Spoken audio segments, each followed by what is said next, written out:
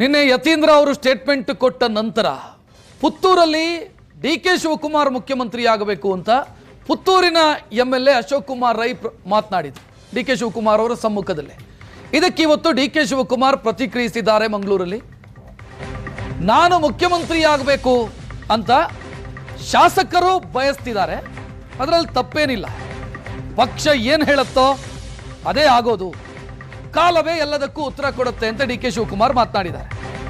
Budget ಬಳಿಕ CM ಆಗ್ತೀರಾ ಅಂತ ಸುದ್ದಿಗಾರರು ಪ್ರಶ್ನೆ ಕೇಳಿದಾಗ ಈ ಪ್ರತಿಕ್ರಿಯೆ ಬಂದಿದೆ ಡಿ.ಕೆ. ಶಿವಕುಮಾರ್ ಅವರು. ಜನರಿಗೂ ಇದೆ, ಶಾಸಕರಿಗೂ ಇದೆ, ನಿಮಗೂ ಇದೆ, ಎಲ್ಲರಿಗೂ ಇದೆ. ಬಟ್ ಪಾರ್ಟಿ ಏನ್ ಹೇಳ್ತದೆ ಕೇಳಬೇಕು ನಾವೆಲ್ಲ. ಇನ್ನೊಂದು, ಪರಮೇಶ್ವರ್ ಅವರು ನಿನ್ನೆ ಚಿಕ್ಕಮಗಳೂರಿಗೆ ಹೋಗಿದ್ದಾರೆ. ಅಲ್ಲಿ ಅವರು ಸಿಎಂ ಆಗಬೇಕು ಅಂತ ದಲಿತ ಸಂಘಟನೆಗಳು ತಪ್ಪೇನಿದೆ. ಅವರವ್ರ ಅಭಿಮಾನಿಗಳು ಅವ್ರು ಆಸೆ ಪಡ್ತಾರೆ, ಅದಕ್ಕೆಲ್ಲ ನಾನು ಬೇಡ ಅಂತ ಹೇಳಕ್ಕಾಗಲ್ಲ.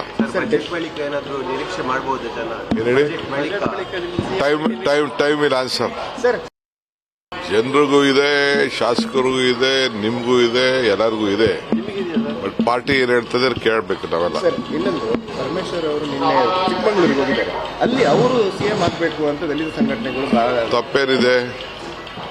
ಅವರವ್ರ ಅಭಿಮಾನಿಗಳು ಅವ್ರು ಆಸೆ ಪಡ್ತಾರೆ, ಅದಕ್ಕೆಲ್ಲ ನಾನು ಬೇಡ ಅಂತ ಹೇಳಕ್ಕಾಗಲ್ಲ.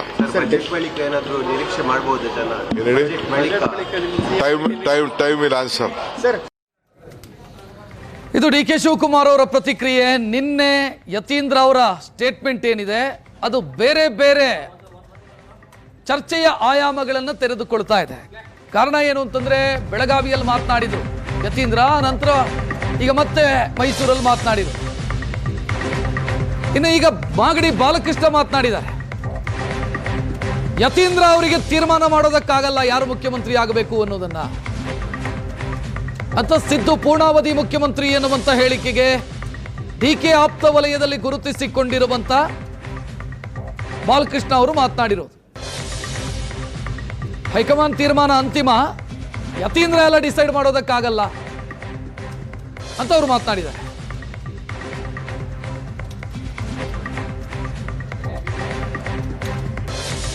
ಸರ್, ಈಗ ಯತೀಂದ್ರ ಅವರು ಹೇಳ್ತಾ ಇದ್ದಾರೆ ನಮ್ಮ ತಂದೆನೇ 5 ವರ್ಷ ಸಿಎಂ ಅಂತ ಹೇಳ್ತಾ ಇದ್ದಾರೆ. ಯಾರು ಅದು ಹೈಕಮಾಂಡ್ ತೀರ್ಮಾನ ಮಾಡ್ತಾರೆ. ಯತೀಂದ್ರ ಅವರು ಬಾಲಕೃಷ್ಣ ಅವರು ತೀರ್ಮಾನ ಮಾಡೋಂಥ ವಿಚಾರ ಅಲ್ಲ. ಅದು ತೀರ್ಮಾನ ಮಾಡೋದು ಹೈಕಮಾಂಡ್. ಅವರು ಅವ್ರ ತಂದೆ ಮೇಲೆ ಅಭಿಮಾನ, ಪ್ರೀತಿ, ಅವ್ರ ತಂದೆ ಇರಲಿ ಅಂತಕ್ಕಂಥ ಭಾವನೆ ಅವ್ರು ಹೇಳಿದ್ದಾರೆ. ಅದನ್ನು ಹೈಕಮಾಂಡ್ ಅವರು ಒಪ್ಕೊಂಡು ಅವ್ರನ್ನೇ ಮುಂದುವರ್ಸ್ತೀವಿ, ನಮ್ದೇನು ತಕರಾರಿಲ್ಲ. ಹೈಕಮಾಂಡ್ ತೀರ್ಮಾನ ಮಾಡೋದು. ಸರ್, ಈಗ ಸಿಎಂ ವಿಚಾರವಾಗಿ ಯಾರಾದ್ರು ಮಾತಾಡಿದ್ರೆ ನೋಟಿಸ್ ಕೊಡ್ತಾರೆ. ಅದೇ ಅವ್ರ ಮಗ ಮಾತಾಡಿದ್ರೆ ಯಾವುದೇ ಒಂದು ನೋಟಿಸ್ ಕೊಡಲ್ಲ ಸರ್ ಯಾರಿಗೂ. ದೊರೆ ತಪ್ಪು ಮಾಡಿದ್ರೆ ದೂರಿಲ್ವಂತೆ. ಅರ್ಥಾಯ್ತಾ? ದೊರೆ ತಪ್ಪು ಮಾಡಿದ್ರೆ ದೂರಿಲ್ವಂತೆ. ಸರ್, ಈಗ ನೆನ್ನೆಲ್ಲ JDSಗೆ ಸೇರ್ಪಡೆ ವಿಚಾರವಾಗಿ ಸರ್ ನನಗೆ ಹಲವಾರು ಬಾರಿ ಬಾಲಕೃಷ್ಣ ಅವರ ಪ್ರತಿಕ್ರಿಯೆ ಗಮನಿಸಿದ್ರಿ. ಅಲ್ಲಿ ಅಸಮಾಧಾನದ ಧ್ವನಿ ಇದೆ. ಕಾರಣ ಏನು ಅಂತಂದ್ರೆ, ಬೇರೆ ಯಾರೋ ಮಾತನಾಡಿದ್ರೆ ನೋಟಿಸ್ ಕೊಡಲಾಗುತ್ತೆ. ಇಕ್ಬಾಲ್ ಹುಸೇನ್ ಅವರು ಮಾತನಾಡಿದಾಗ ನೋಟಿಸ್ ಕೊಡಲಾಯಿತು, ಬೇರೆ ಬೇರೆ ಶಾಸಕರಿಗೆ ನೋಟಿಸ್ ಕೊಡಲಾಯಿತು. ಯತೀಂದ್ರ ಅವರು ಪದೇ ಪದೇ ಮಾತನಾಡ್ತಿದ್ದಾರೆ, ಅವರಿಗೆ ನೋಟಿಸ್ ಕೊಡ್ತಿಲ್ಲ. ಅದೇ ಪ್ರಶ್ನೆ ಬಂತು, ಅದಕ್ಕೆ ಬಾಲಕೃಷ್ಣ ಅವರ ಉತ್ತರ ಗಮನಿಸಿದ್ರಿ. ದೊರೆ ತಪ್ಪು ಮಾಡಿದರೆ ತಪ್ಪಿಲ್ಲ ಅಂತ. ಅಲ್ಲಿ ಅಸಮಾಧಾನದ ಧ್ವನಿ ಇದೆ ಬಾಲಕೃಷ್ಣ ಅವರ ಮಾತಿನಲ್ಲಿ. ವ್ಯಂಗ್ಯದ ಜೊತೆಗೆ ಅಸಮಾಧಾನ ಇದೆ. ಪದೇ ಪದೇ ಮಾತನಾಡ್ತಿದ್ದಾರೆ ಪಕ್ಷದ ವಿಚಾರವನ್ನು ಬಹಿರಂಗವಾಗಿ, ಆದರೂ ಅವ್ರ ಮೇಲೆ ಯಾವ ಕ್ರಮನೂ ಆಗ್ತಿಲ್ಲ, ಅಟ್ಲೀಸ್ಟ್ ಒಂದು ನೋಟಿಸು ಕೊಡಲಾಗ್ತಿಲ್ಲ ಅನ್ನೋ ವಿಚಾರ.